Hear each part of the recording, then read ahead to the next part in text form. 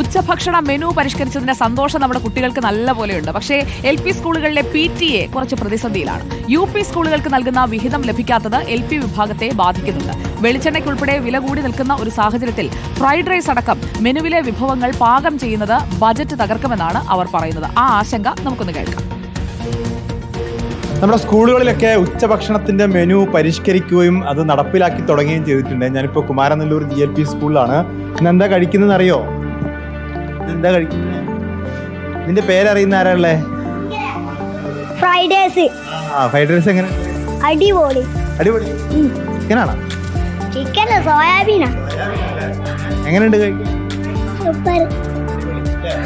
എങ്ങനെ കഞ്ഞിയും പയറൊന്നുമല്ലല്ലോ സ്കൂളിൽ? എന്താ കിട്ടുന്നത്? എന്താ കിട്ടിയാൽ എങ്ങനെയുണ്ട്? അടിപൊളിയാ.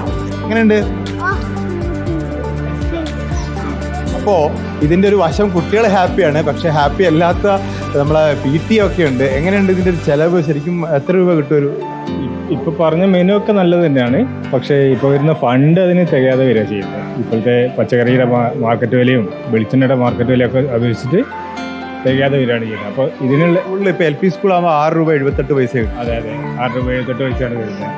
അപ്പോൾ അതുകൊണ്ട് ഒരിക്കലും കൊടുക്കാൻ കഴിയാത്ത സംഭവമാണ് ഇതൊക്കെ. ഫ്രൈഡ് റൈസ്, ലെമൺ റൈസ്, അങ്ങനെയുള്ള കാര്യങ്ങളൊക്കെ സംഭവം നല്ലത് തന്നെയാണ്, പക്ഷേ ഇതാണ് പ്രശ്നം. നമ്മളെ മെനുവില് ഫ്രൈഡ് റൈസ്, ലെമൺ റൈസ് കുട്ടികൾക്ക് അട്രാക്റ്റീവായ ഫുഡ് അല്ലേ? രസമല്ലേ?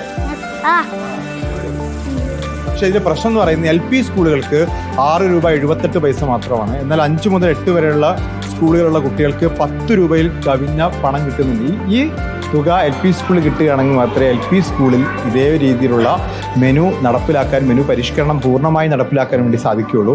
വീഡിയോ ജേർണലിസ്റ്റ് വിനീഷ് വളവണ്ണയ്ക്കൊപ്പം ES രഞ്ജിത്ത്, റിപ്പോർട്ടർ.